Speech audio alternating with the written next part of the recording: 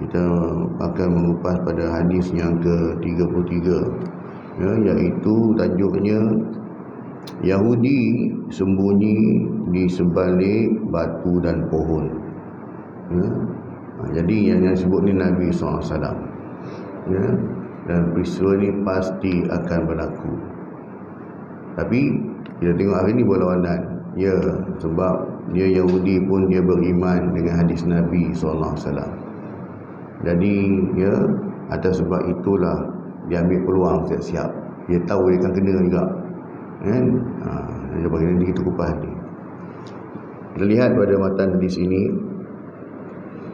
Haddatsana Qutaibah bin Sa'id, haddatsana Ya'qub yakni Ibn Abdurrahman an Suhailin an abihi an Abi Hurairah anna Rasulullah sallallahu alaihi wasallam qala la taqumu as-sa'atu hatta yuqatila al-muslimuna al-yahud fayaqtuluhumul muslimuna hatta yahtabi al-yahudiyyu min wara'il hajari wasyajari fayaqulu al-hajaru aw asyajaru ya muslimu ya abdallah hadha yahudiyyun khalfi fata'ala faqtuluhu illa al-gharqada fa innahu min syajaril yahud. Rawahu Muslim. Maksudnya telah menceritakan kepada kami, Qutaibah bin Sa'id telah menceritakan kepada kami Ya'qub, iaitu Ibnu Abdurrahman daripada Suhail, daripada bapanya, daripada Abu Hurairah radhiyallahu anhu, bahawasanya Rasulullah sallallahu alaihi wasallam bersabda, la taqumus sa'atu, tidak akan berlaku kiamat. Maksudnya antara syarat untuk berlakunya kiamat kena ada peristiwa ni dulu. Ya. Apa dia? Tidak akan berlaku kiamat sehingga kaum muslimin memerangi kaum Yahudi, sehingga kaum Yahudi itu bersembunyi di sebalik batu dan pohon kayu. Ya. Jadi sebab muslimin ini semualah, bukan hanya Hamas saja yang menghadap pada Yahudi itu. Dah berlaku belum lagi. Ya. Sebab yang lawan Hamas seorang dia, ya. Kan? Yang lain tu masih lagi membisu lagi lah. Jadi atas sebab itu, bila orang Islam ni dah bersatu bergabung lawan dengan Yahudi ni, ya, maka dia pun lari bersembunyi di sebalik batu dan pohon kayu. Lalu batu dan pohon kayu itu berkata, ya, punyalah bencinya, ya, orang kata apa, batu dan pohon kayu ni pada orang Yahudi, ya. Sampai dia kata, hai orang Islam, ya muslimu, ya Abdullah, wahai orang Islam, wahai hamba Allah, hadza Yahudiyyun khalfi, ini dah orang Yahudi ada di belakang saya. Pokok mencakap, batu mencakap. Kemarilah, fata'ala faqtuluhu, kemarilah, mari sini, ya, dan bunuhlah dia, ya. Illal gharqada, kecuali pohon gharqad. Ni yang kata Yahudi beriman ni, ya, dia beriman dengan hadis Nabi lah, ya, kecuali pokok gharqad, pokok semacam yang macam pokok ni berduri lah, kerana sesungguhnya fa innahu min syajaril yahud, kerana sesungguhnya pohon itu adalah dari pohon Yahudi. Oleh sebab itulah ia melindunginya. Jadi surat Muslim hari yang ke-2922. Semua pokok akan bercakap, batu pun akan bercakap, ya. Bila pula dia mana? Tengoklah, tunggu je, kita pun tak tahu kan. pada zahir hadis ini kecuali pokok Warqat. Jadi sebab tu saya cakap tadi, Yahudi pun dia beriman dengan hadis Nabi, tapi sebab atas faktor kebencian dia dekat Nabi tu. Sebab Nabi ini diutus bukan daripada kalangan bangsa dia. Pada dia nak semua Nabi ni semua geng-geng dia je. Majoriti para Nabi pun daripada golongan orang Yahudi. Tapi walaupun Nabi-Nabi ni diutus daripada kalangan orang Yahudi sendiri pun, bukan dia ikut pun. Dia tak ikut. Dia bunuh lagi para Nabi ini. Bukan dia ikut. Nabi Yahya AS kena bunuh, Nabi Zakaria pun kena bunuh, Nabi Isa AS pun nak dibunuh. Betul Allah nak angkat Nabi Isa ke langit, dan Allah ubah wajah ketua orang yang mengejar Nabi Isa tu, bertukar jadi wajah Nabi Isa. Dia dibunuh, disalib. Jadi tak tahu apa sebab. Sebab orang Yahudi ni dia ada masalah hati, hati dia ni cukup kata apa, busuk hati dia dah, dia dendam kusumat ni. Tapi dia beriman dengan hadis Nabi. Dia tahu, sebab mereka kaji dah. Dia walaupun dia ni satu bangsa yang degil, yang jahat, tapi cerdik. Jahat, kejam, dia cerdik. Dia kaji. Atas sebab itulah kenapa Israel itu sendiri dia kempen supaya menanam pokok Orqad, dan memang banyak orang tanam pokok Orqad sekeliling tu. Kalau sepadan dengan ialah bumi Palestin itu sendiri pun dia tanam banyak. Jadi bila dia orang tanam pagi, petang orang Palestin pergi cabut, besok tanam lagi. Jadi itu sebab tu dalam sukan Olimpik yang lalu pun dia orang kempen supaya hijaukan bumi tak. Kita ingatkan hijaukan bumi dengan tanam pokok durian, musangking ke, tanam pokok rambutan, dah dia kempen. Sebenarnya itu kempen tanam pokok Warqat.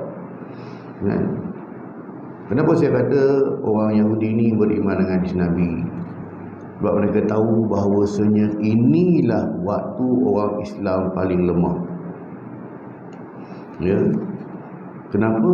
Sebab mereka beriman dengan Nabi. Sebab Rasulullah sebut, umatku ni, kita dah baca dah di awal-awal dia, umat aku ni di akhir zaman nanti, mereka ni ibaratkan buih-buih di lautan. Dari segi nampak banyak, nampak gah tu ada lah, hebat tu nampak apa, tapi macam buih sahaja. Apa guna buih laut ni? Tak ada guna pun. Mereka sekupang tak guna, kenapa? Tak ada fungsi pun. Harap banyak yang nampak gah je, tapi tidak ada nilai, tidak ada harga. Kenapa? Sebab umat aku akhir zaman ini Allah Ta'ala campakkan satu penyakit hati yang dipanggil al-wahnu. Al-wahnu ni kena pada semua orang. Dia tidak khususkan kepada orang-orang tertentu saja, semua kena, apa golongan pun, baik agamawan ke, baik orang awam ke, baik pemimpin ke, baik apa, semua kena lah. Sebab Rasulullah sebut umum, umat aku. Jadi apa itu? Bila sahabat tanya, ya Rasulullah, ma wal wahnu, apa benda al-wahnu itu? Apa penyakit wahan itu ya Rasulullah? Al-wahnu itu ialah hubbud dunya, cintakan dunia, wa karahatul mauta, dan bencikan kematian. Dia tak nak mati. Ini penyakit umat aku akhir zaman. Jadi atas faktor itulah kenapa Yahudi ini dia ambil peluang ini. Dia sibukkan orang Islam khususnya lah, dengan dunia saja, hiburan sahaja, kejarkan duit, kejarkan harta, benda-benda ni lah. Salah ke saya nak kata? Tak salah pun. Tetapinya dia telah sibukkan kita ini daripada kejarkan dunia hingga mengabaikan tanggungjawab sebagai seorang Islam. Sibuk mencari dunia, sibuk dengan hiburan hingga lalaikan ibadat. Benda rukun Islam yang 5 pun tak boleh nak buat. Itu yang dia nak. Dan dia pun dah berjaya. Kalau kita tengok hari ni dalam bab dia tengok orang Islam, bab solat cukup. Hari ni apa ramai orang Islam ni dia tak solat. Jangan tengok negara jauh, kita tengok Malaysia je lah. Kan? Bahawa ramai orang yang tak solat. Kan? Maksudnya kalau kita pergi pasar raya tu, kalau waktu semayang ada orang kat surau ada.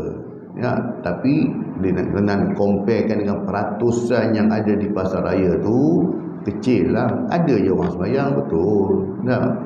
Tapi peratusan tu kecil. Kita tengok dalam skop lebih luas lagi. Ya, di luar pada situ pun sama. Ya, jadi itu faktor dia. Sebab apa? Yahudi ni sibukkan kita ni dengan dunia, sibukkan kita dengan hiburan.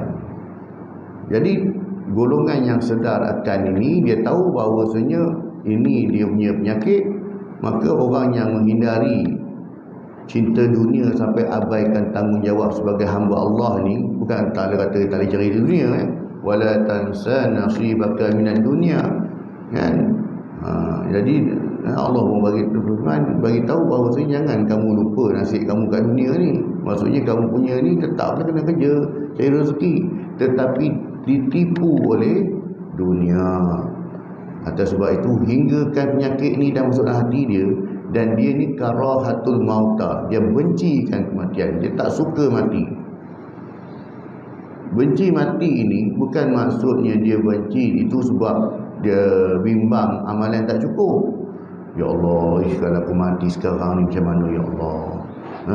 Puasa tahun lepas pun tak habis qada lagi semayang pun celang-celup je dah buat. Risau dia dah.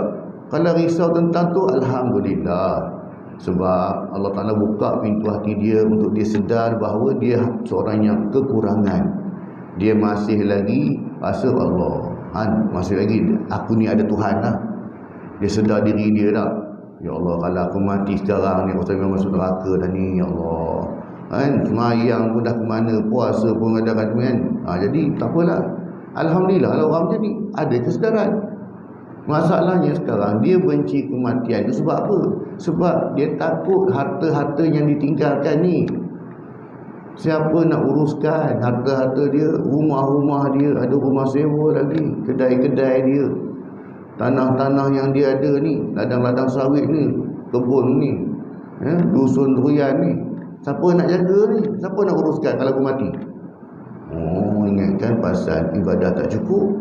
Rupanya dia bimbang, siapa nak jaga harta dia nanti sampai ke mati, dia fikir, kan? Betul Rasulullah kata apa dalam bab urus harta ni, bagi wasiat siap-siap lah, kan? Bagi wasiat siap-siap ketika hidup lah, kan? Bila dah meninggal esok dah kira faraid lah tu, kan? Dengan hidup ni berwasiat lah, kan? Jadinya atas sebab itulah bila Yahudi dia kaji bahawa ini kelemahan orang Islam, maka inilah time kita bantai cukup-cukup. Ya, kita tengok hari ni dah dalam isu Palestin hari ni lah, kan? Tindakan negara-negara Islam dah. Tak apalah kita yang jauh-jauh ni kita perhatikan juga, yang dekat-dekat tu aja kat jiran sebelah ni. Apa dia buat? Tak ada apa. Tak berani pun. Cuma menunjukkan keprihatinan je lah, letak kontena, lori kontena banyak-banyak atas badan, tak boleh masuk pun. Kalau ikutkan dia, tak. Kalau ikutkan atas dasar kemanusiaan lah, kan? Tak apalah agama buat agama, tetap kemanusiaan dulu, kan? Kita sesama manusia ni, boleh biarkan manusia lain sebelah jiran kita je pun mati macam tu je, dibiarkan, dia kena bom, kena bunuh. Dan dia bunuh tu bukannya tentera pun, yang dibunuh tu semua orang awam. Bahawa ramai yang mati. Sebab tu orang Gaza ni khususnya, kenapa dia serang hanya dia fokus pada Gaza saja? Sebab Gaza ni kuat lawan dia. Belah lain tu dah yes man dah, kan? Yang belah lain tu yes man dah anggur dah, walaupun dalam Palestin yang sama. Betul kita pelik kan? Tak kata pelik lah. Yang baru ni bukan World Cup ni, Piala Asia kan? Asia Cup kan? Kan dalam Piala Asia tu ada pasukan Palestin ya. Padahal negara tu kena serang, negara tu kena bunuh ni, saudara kena bunuh kan?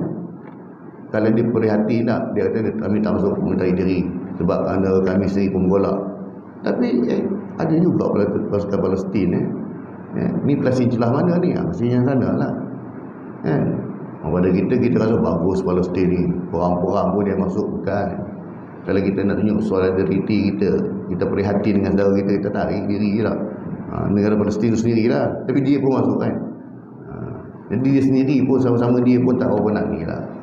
Jadinya disebabkan itu dia fokus pada Gaza. Memang dia nak clearkan lagi bersih, jadi padang jarak, padang terkukur. Sebab ini orang banyak lawan aku. Sebab tu dia bersasarkan, dia tak kira siapa dah serang. Lelaki, perempuan, budak-budak, anak-anak semua dia bunuh. Yang penting tak ada zuriat daripada Gaza ni. Hal lain tak boleh lagi. Masuk belah-belah lain, okey, ni tak boleh. Tak, macam tu lah kan? Dari hasil habis kan? Dan dia bunuh tu semua orang awam kan? Habis. Tak ada buat apa pun. Dunia bising. Kita sebut pada isu Palestin ni, bukan hanya orang Islam je bising. Bukan orang Islam je bersuara. Kita tengok negara lain, semua negara dalam dunia ni, semua rakyat dalam negara dunia ni, kecuali pemimpin-pemimpin dia lah. Pemimpin dia sebab dah kena ni dah, memang dah ikut dah dia. Tapi semua rakyat dalam dunia semua menentang. Baik forum-forum yang diadakan tentang isu Palestin apa semua nak pantang, dia dengar dia ada wakil daripada Israel ke wakil Yahudi bercakap, akan ada orang kan, yang bercakap tu bukan orang Islam pun, orang bukan Islam yang cakap yang kan, tentang kemanusiaan. Tapi apa dia peduli? Tak ada apa-apa pun. Orang boleh cakap je sebab kuasa di tangan aku kan. Dengan dunia ni dia pegang sebab dia dah kaji. Inilah kelemahan orang Islam. Apa lagi dia kaji tentang hadis tentang orang Islam? Rasulullah pun sebut umat aku ni akan berpecah kepada 73 golongan. Ya, satu golongan je yang masuk ke syurga dah. Itu pun dia dah tahu. Orang Islam ni berpecah. Dia tak satu pun. Ya, dia tak satu pun. Jadi di atas peluang ini kan, atas dia kaji ni kan dia tahu orang Islam lemah. Tak satu hal. Kemudian disebutkan dengan dunia satu hal, hiburan satu hal. Ribu je lah. Bukan takat dengar nyanyi macam-macam, apa saja acara lah kan.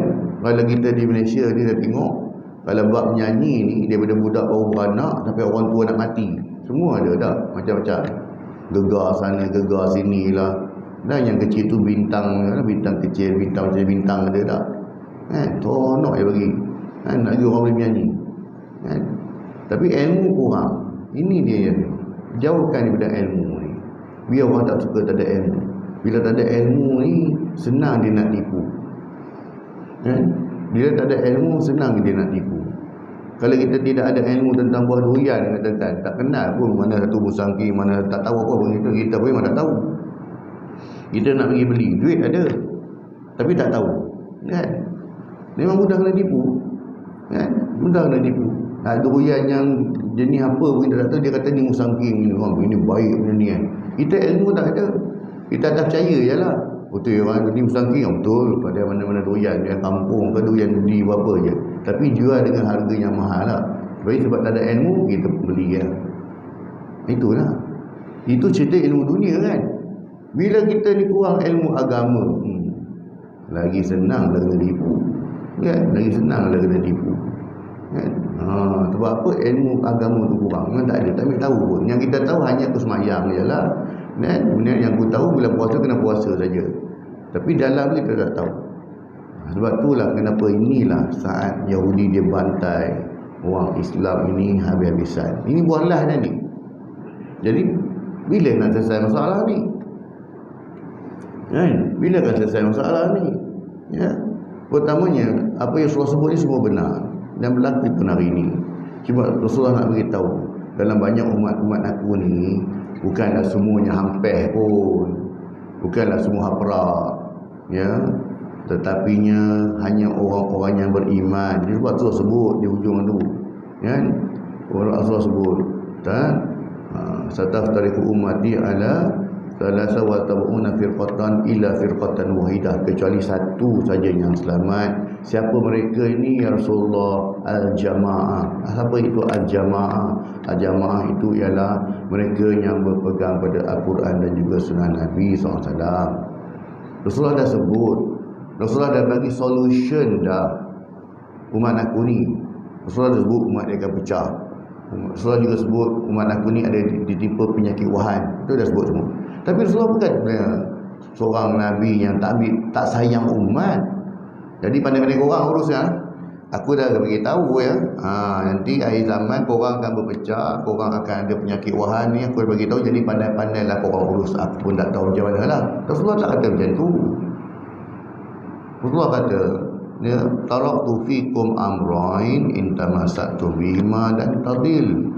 Aku tinggalkan pada kamu dua perkara ni, yang mana jika kamu pegang pada dua benda ni, pegang pada dua perkara ni, kamu tidak akan sesat selama-lamanya. Sampai mati tidak akan sesat. Kan? Al-Quran dan juga sunnah. Kan? Ikut Al-Quran, ikut hadis Nabi SAW, berpandukan kepada pentafsiran penjelasan para ulama-ulama muktabar, korang akan selamat lah. Kan? Rasulullah bukan tak bagi solution, Rasulullah bagi solution. Jadinya pegang sungguh-sungguh. Dalam hadis yang kita baca dalam kitab ni juga di awal-awal tu pun sebut dah, gigitlah sunnahku ni dengan geraham. Rasulullah suruh gigit, Rasulullah tak terus pegang. Kan? Tarik sunnahku, genggam sunnah tak, gigit. Maksudnya kita bila gigit sunnah Nabi ni, kalau kena rentak ni agak geraham, kita cabut tak? Sakit tak? Sakit kan? Maksudnya pegang sunnahku walaupun engkau menanggung risiko. Kalau dengan tangan agak-agak ni garang, lepaslah. Okey lah, tangan pun. Tapi kalau ni biar, maksudnya hingga merisikokan diri sendiri. Kau pegang sungguh-sungguh, jangan lepas. Rasulullah sebut. Kan? Jadi tu Rasulullah bagi solution. Tak ikut juga, tak apalah. Tapi akhirnya umat Islam kan satu jugalah. Dia tetapkan satu, sebab tu janji dia. Kan? Rasulullah dah sebut, bila apa sebut semua betul, benar. Ya, Islam akan bangkit balik bila tunggu Imam Mahdi keluar. Itu je lah. Bila Imam Mahdi keluar nanti, maka semua ni akan bersatu. Habis lah. Ya, pakaian idolisme ke, pakaian politik ke, pakaian apa, semua tinggal lagi lah. Jadi itu Islam akan bersatu, dia akan bangkit balik. Cuma sekarang ni kalau kita dah tahu macam tu, kita kata apa, sekarang ni Islam tengah lemah, aku nak buat apa? Tak lah. Kita jangan jadi golongan yang majoriti yang rosak tu. Jadilah kita golongan yang minoriti, orang yang sedikit. Sebab tu dalam hadis yang kita baca juga, Rasulullah sebut fatuba lil gharibin. Kan? Islam itu, sungguhnya Islam itu adalah ghuraba, asing. Ya. Maka Rasulullah sebut Islam itu adalah, datangnya Islam dalam keadaan dia berdagang, dalam keadaan asing, orang tak kenal agama pun, maka datang Islam. Orang ada pun datang Islam pada zaman Rasulullah, orang Arab pun rasa pelik. Apa benda yang dia bawa ni ya? Suruh sembah Tuhan, dia tunggalkan berhala, rasa pelik. Sebab apa? Benda tu berlawanan dengan tradisi masyarakat Arab, yang mereka dah lama menyembah berhala ni, dah lama melakukan perkara-perkara khurafat kan. Jadinya rasa pelik, sebab bila datang benda baru, Rasulullah bawa benda ni. Jadi bila dah bawa benda ni, dan Rasulullah, alhamdulillah, Islam tersebar ke seluruh dunia sampai hari ini. Dan Rasulullah juga sebut, dan Islam ini di akhir zaman, dia akan kembali dipandang asing, dipandang pelik oleh orang. Orang nak beramal dengan agama, orang nak beramal dengan sunnah rasa pelik. Orang rasa, engkau ni kan, yang dah ada dia elok pandai-pandai, kau nak ni tak kan? Macam tu, dia orang nak buat pelik. Dan Rasulullah juga sebut fatuba lil ghuraba, beruntunglah orang-orang yang pelik ni, orang-orang yang dipandang asing ni, beruntunglah orang ni. Jadi biarlah kita jadi orang yang dipandang pelik lah oleh masyarakat. Bukan pelik macam mana tuan-tuan, jaga rukun Islam 5 ni ya. Dan semayang, kita semayang, dan kadang-kadang kawan pun pelik, engkau boleh ya jaga semayang ni, aku loh nak jaga 5 waktu cukup susah tu kan. Cukup susah lah orang jaga 2 waktu ni, engkau boleh buat ya. Kadang-kadang ada orang pelik juga, engkau setiap malam boleh pergi tarawih. Boleh pergi tarawih, alhamdulillah lah boleh pergi. Aku lah kalau dah balik kerja ni, lepas berbuka tu dah tersandar, tak adalah nak tarawih. Kadang-kadang maghrib pun lebur. Tapi puasa kan, puasa maghrib pun lebur kan. Sebab apa? Sebab ibadat itu telah dijadikan sebagai satu tradisi. Kenapa kau puasa? Mak ayah aku puasa, aku puasa lah kan. Kenapa kau puasa? Ya dah, takkan aku tak puasa. Pergi kerja kan, orang bau mulut bau kari kan, orang tanya kau puasa tak puasa, jadi malu, maka dia puasa lah. Itu hari ni, itu nilai ibadah kita hari ni. Puasa itu bukanlah sebab kita ni hamba Allah, sebab suasana sekeliling tu, ya alhamdulillah lah kan, suasana tu dia membantu lah kan, dia membantu. Tetapinya kalau kita hanya berpegang dengan persekitaran saja, kita rugilah kita. Kita puasa sebab kita jadi hamba Allah yang bertakwa. Sebab Allah Ta'ala dah sebut la'allakum tattaqun kan, ya ayyuhallazina amanu kutiba alaikumusyiyamu kama kutiba alal ladzina min qablikum la'allakum tattaqun. Wahai orang beriman, aku wajibkan ke atas kamu berpuasa seperti mana orang-orang sebelum kamu, mereka juga kena puasa. Kenapa kena puasa? Sebab moga-moga kamu termasuk dalam hamba-hamba aku yang bertakwa. Itu tujuan kita. Kita buat ibadah bukan sebab persekitaran. Kita buat ibadah sebab pertama, aku ni hamba Allah. Yang keduanya sebab aku ni nak jadi hamba yang bertakwa. Kenapa nak jadi hamba yang bertakwa? Sebab orang yang bertakwa inilah kedudukan dia yang paling mulia di sisi Allah. Siapa layak untuk dapat takwa ni? Semua orang layak. Sebab syurga Allah ini bukan khas untuk geng-geng tertentu sahaja. Ya, syurga Allah untuk semua. Siapa-siapa pun layak. Ya, siapa-siapa pun layak. Hatta kalau kita tengok dalam kisah Bani Israel dulu, pelacur pun layak masuk syurga Allah. Padahal kita tahu kerja pelacur tu apa, tapi atas sebab Allah Ta'ala suka dengan apa yang dia buat itu, perbuatan baik yang dia buat, bukan kerja dia tu, dia buat satu amal perbuatan yang baik. Dia bagi anjing minum, dia sanggup susahkan diri dia ambil air daripada sumur, daripada pergi keluarkan, dia naik, dia bagi anjing tu minum. Atas sebab itu Allah suka. Sebab tu kita pun tak tahu apa ibadah yang Allah suka yang kita buat kan. Tapi kita kejarlah, itu yang kita meraih rahmat Allah, meraih kasih sayang Allah. Sebab tu saya buat tadi, bangsa Yahudi ni satu bangsa yang mana mereka ni cukup jahat. Dia bukan hanya jahat daripada dulu lagi dah. Dan kenapa antara kaum bangsa yang masih hidup lagi hingga hari ini Yahudi? Kaum-kaum Nabi terdahulu dah huyuk dah. Mana cerita cari seorang kaum Nabi Nuh AS, ada tinggal saksi, ada tinggal tak sisa baki kaum Nabi Nuh AS? Tak ada, dah habis. Kaum Nabi Soleh habis dah. Kaum Nabi Lut memang tak ada langsung, tak tinggal sikit pun, tak ada siapa pun. Sebab apa? Sebab ni lah. Yang tinggal pun Yahudi. Kenapa tinggalkan Yahudi? Sebab Allah Ta'ala nak tunjuk pada kita, engkau jangan ikut macam perangai Yahudi. Sebab tu aku bagi contoh, kalau syaitan dan iblis ini makhluk gaib yang kita tak nampak tapi jahat, tapi dia gaib, tak nampak kan? Cuma datang nak tahu tentu buat muka jahat, muka buntianak, muka apa, yang kita pun takut, itu je lah. Sedangkan tugas syaitan, tugas jin bukan sekadar menakutkan manusia jadi hantu buntianak, ya, jadi toyo dan sebagainya. Kerja dia nak menyesatkan manusia. Dia masuk dalam badan kita ni, celah-celah darah kita ni. Itu yang kita tak sedar. Yang kita tahu hanya puntianak je lah kan, hantu pocong, hantu apa ya, itu yang ditakutkan. Padahal kita tak sedar dia memang ada dalam diri kita kan. Jadi itu tak apa, itu musuh kita yang tak nampak. Jadi bila tak nampak ini, kadang kita tak risau sangat. Ini Yahudi ni Allah Ta'ala gitu, musuh yang nampak. Musuh yang kita nampak dia, dia pun berkomunik dengan kita, dia pun manusia macam kita tak. Allah Ta'ala bagi contoh, apa jangan ikut macam dia, kau jangan ikut. Ini contoh musuh yang aku tunjukkan kau jangan ikut perangai dia. Tapi berapa ramai orang ikut Yahudi. Dan Rasulullah juga sebut, akhir zaman nanti kamu akan ikut orang-orang Yahudi ni, hinggakan mereka ni kalau dia masuk dalam lubang biawak sekalipun, korang ikut dia masuk lubang biawak. Takkan kau ya Rasulullah, takkan sampai macam tu, teruk sangat dah, haprak sangat dah. Kalau ya betul, kalau Yahudi tu masuk dalam lubang biawak pun kau akan ikut dia masuk dalam lubang biawak. Apa dia contoh? Ada contoh, kita ambil satu je lah, fashion lah. Ada kadang-kadang fashion hari ni tengok seluar jean, contoh lah ambil contoh seluar jean hak cari-cari tu tuan-tuan, dia tak? Seluar jean yang hak ni cari-cari kan, dia koyak-koyak kan.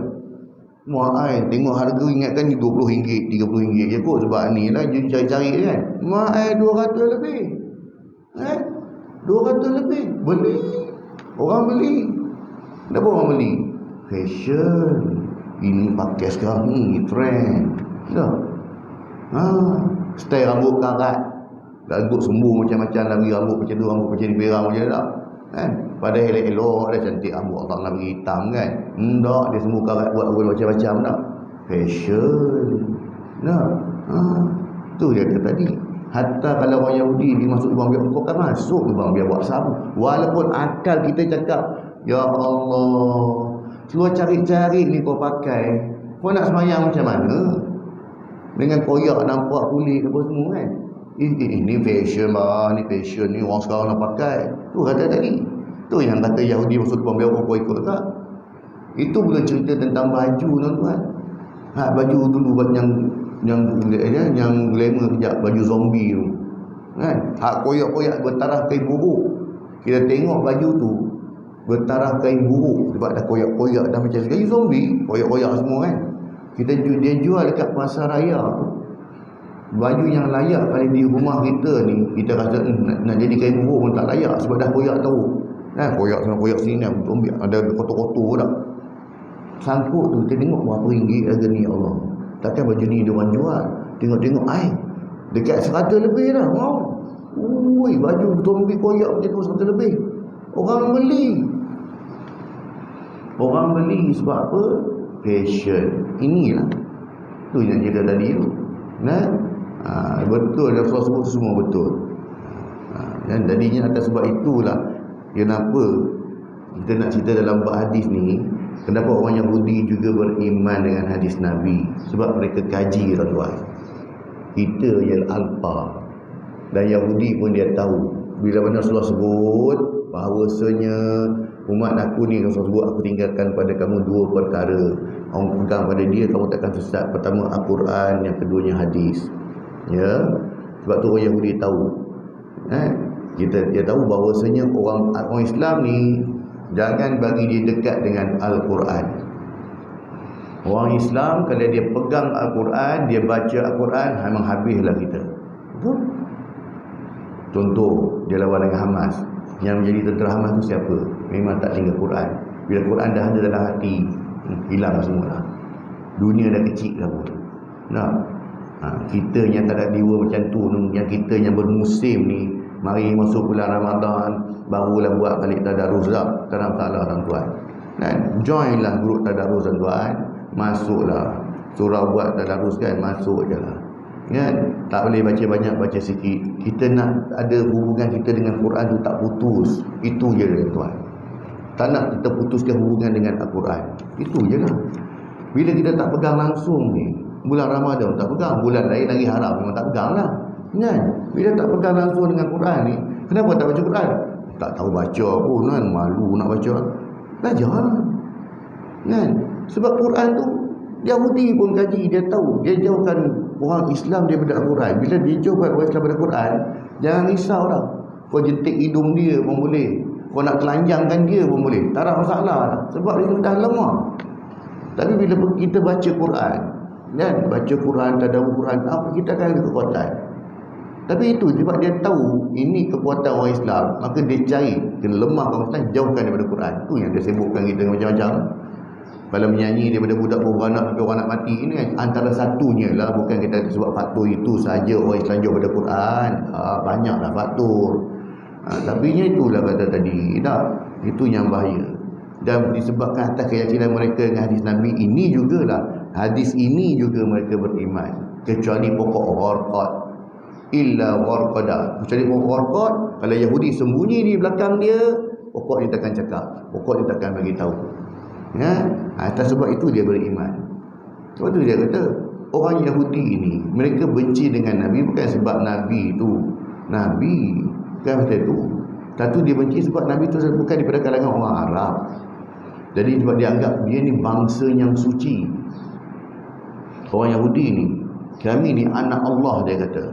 Israel, kami ni tentera-tentera Allah. Hanya kami saja yang layak mentadbir bumi. Hanya kami saja yang boleh buat. Orang ni semua tak boleh buat. Hanya kami. Sebab tu bila mana datang Rasulullah daripada bangsa Arab, dia reject terus. Sebab diingatkan Nabi akhir zaman ini ialah Nabi daripada kalangan orang Yahudi. Dan Nabi Isa dah bagi tahu, Nabi Isa bagi tahu pada orang Yahudi bahawasanya aku adalah Nabi terakhir daripada kalangan orang Yahudi. Nabi Isa dah bagi tahu. Jadinya dia nak lawan cakap Nabi. Maka dia kata, lepas tu dia orang nak bunuh Nabi Muhammad sallallahu alaihi wasallam. Sebab apa? Bila bunuh Nabi, nanti akan ada lagi Nabi seorang lagi. Akan kumpul dia nak daripada kalangan dia. Kenapa dia nak daripada kalangan dia? Sebab dia nak perasan bagus. Tengok, Nabi-Nabi semua daripada kalangan kami. Korang tak ada, kami. Ni sifat. Mana datang sifat ni? Hati busuk. Nah, sebab tu yang saya kata tadi, kita buang perangai Yahudi ni tuan. Buang perangai Yahudi ni. Busuk hati tengok orang tak pernah betul, semua orang salah kan. Pada mata kita hari bulan Ramadan pun tak betul, semua orang tak betul. Dah masuk bulan Ramadan dah salah juga. Kan? Lambat tu sikit pun dah komplain kan. Surau lambat azan sikit je pun tengok apa ni kan. Orang tak buat kerja apa semua dah. Padahal yang mari ni semua suka rela buat. Bukannya kena bayar gaji pun kan. Tapi itu dah kata. Itu atas sebab itu. Ya. Kita baca sikit terangan sebab ni dia punya terangan ni pendek kan. Hadis ini memberikan harapan yang sangat besar kepada kaum muslimin dan menjanjikan kemenangan mereka dalam memerangi orang-orang Yahudi. Ya, dijanji Allah orang Islam akan menang satu hari nanti.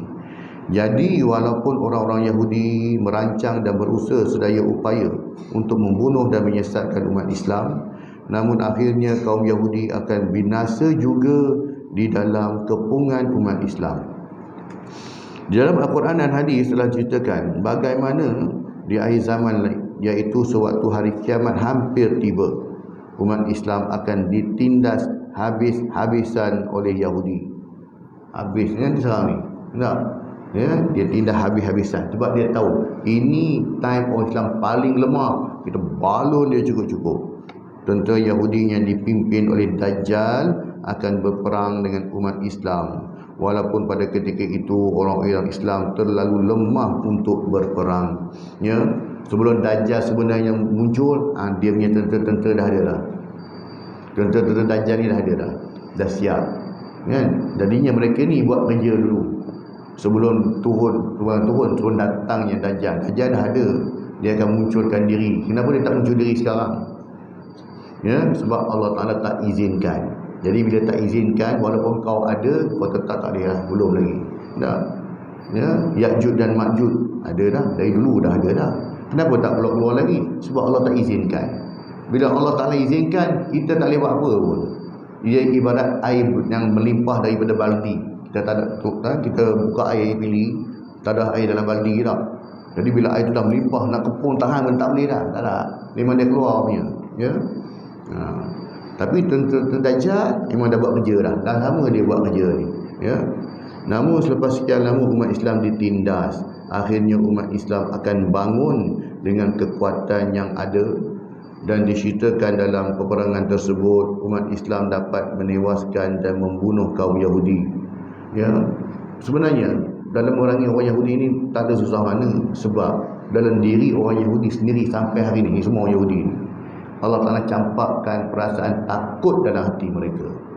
Sebab tu kita tak pernah dengar lagi, jaranglah dia bertempur secara berdepan-depan, secara besar-besaran dengan Hamas. Semuanya cara curi-curi je. Hamas buat serangan gerila main serang hendak.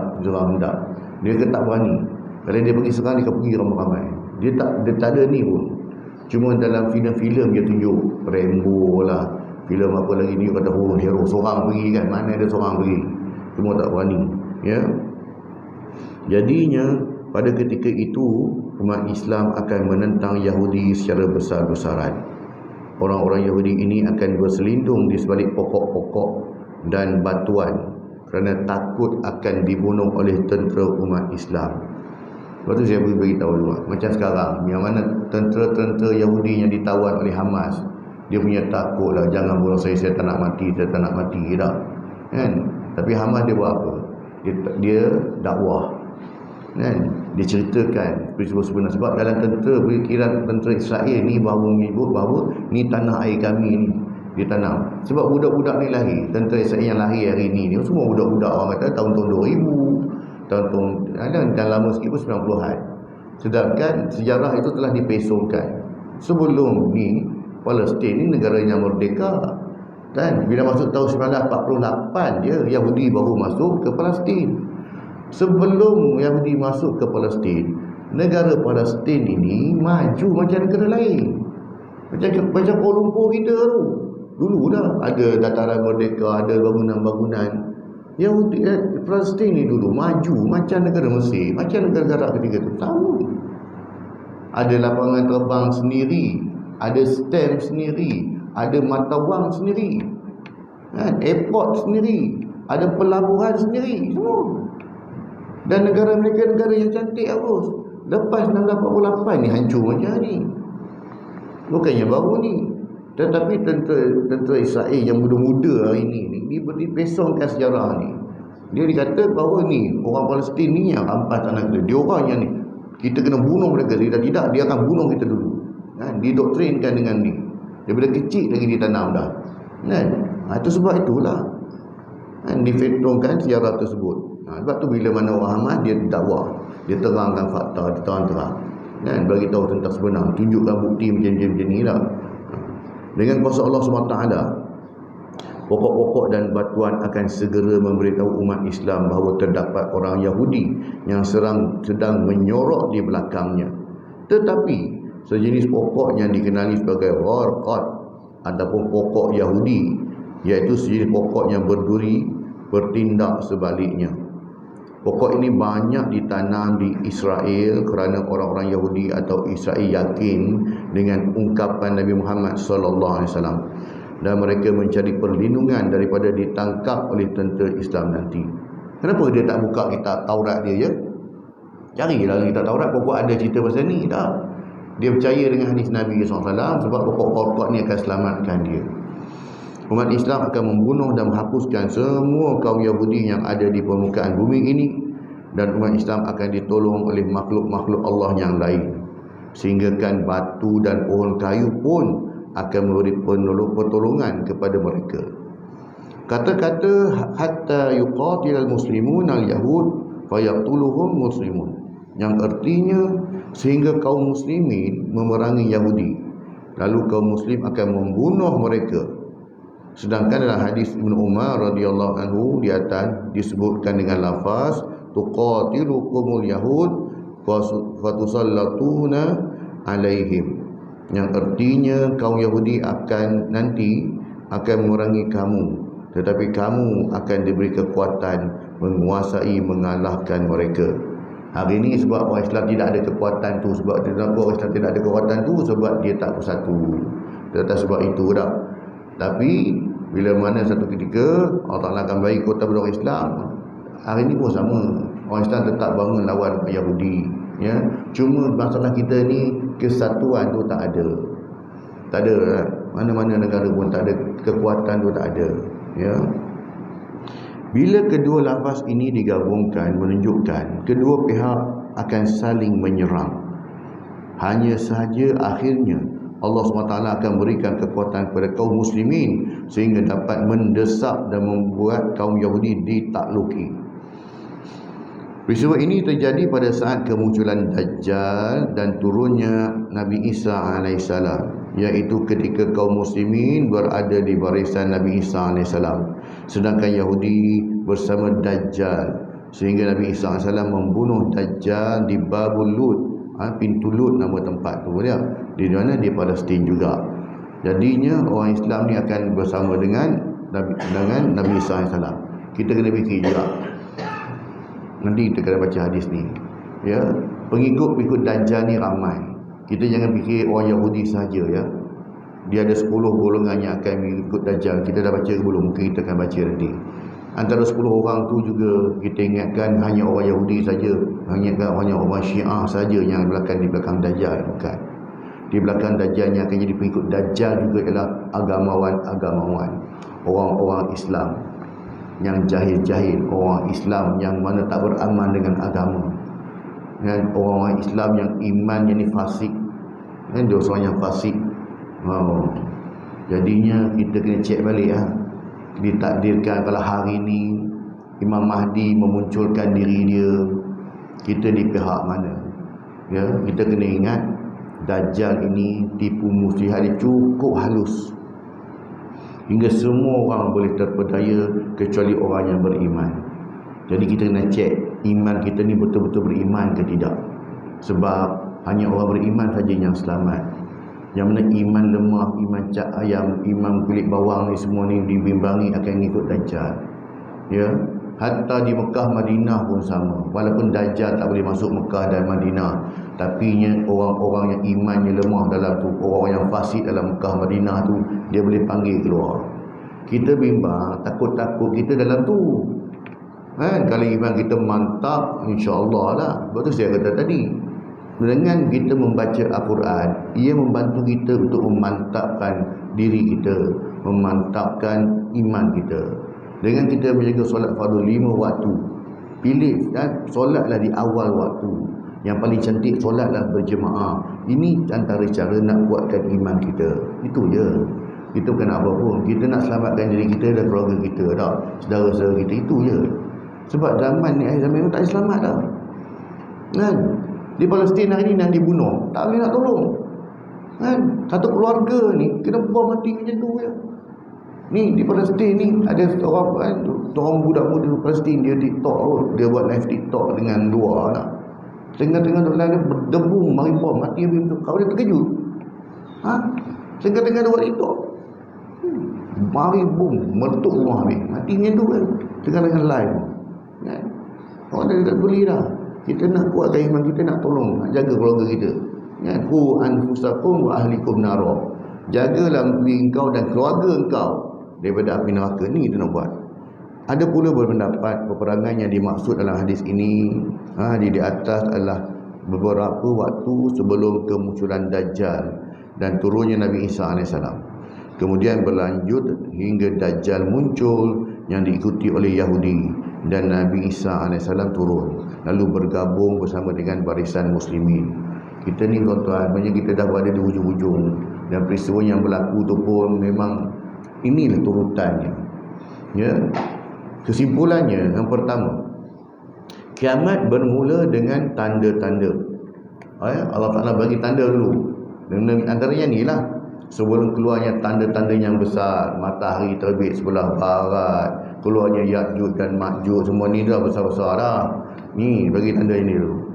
Kiamat tidak akan terjadi sehingga seluruh tandanya telah muncul menurut kehendak dan hikmah Allah SWT. Kan? Sebab tu dah sebut peristiwa-peristiwa ni. Bila dah berlaku peristiwa-peristiwa ni, baru akan jadi ni. Selagi tak berlaku yang ni, tak jadi yang ni. Kan? Tidak akan berlaku kiamat sehinggalah orang Yahudi memerangi kamu. Sekarang ni orang Yahudi memerangi kita tak? Ya. Dan ini dah start. Yang keduanya, peperangan orang-orang mukmin dengan orang-orang kafir akan tetap ada sampai menjelang datangnya kiamat. Berita gembira tentang kemuncak kemenangan yang akan diraih kaum muslimin, iaitu mereka akan memerangi dan membunuh orang-orang Yahudi pada saat menjelang tibanya kiamat. Adapun waktunya adalah pada waktu kemunculan Dajjal dan turunnya Nabi Isa AS. Ketiga, hadis ini merupakan berita bahawa pasukan Yahudi pada waktu itu berada di bawah arahan Dajjal dan kaum muslimin bersama Nabi Isa AS, sehingga Dajjal berjaya dibunuh oleh Nabi Isa AS. Kita pun tak tahu kita hidup ke tidak pada ketika peristiwa ini berlaku nanti. Yang keempat, persenjataan perang pada waktu itu adalah sebagaimana persenjataan masa lalu, iaitu pedang, tombak dan seumpamanya. Ya, kita pun nampak macam tu lebih kurang lah. Kan? Bila mana teknologi pun berubah lah. Ni pun kan, teknologi berubah. Ya, daripada kita dah petrol beralih kepada tenaga solar sekarang ni dah beralih dah balik pada asal balik lah. Ya. Yang kelimanya, pokok Gharqad adalah pokok yang akan dijadikan tempat persembunyian orang-orang Yahudi pada waktu mereka lari bersembunyi daripada tentera Islam di bawah panji Nabi Isa AS.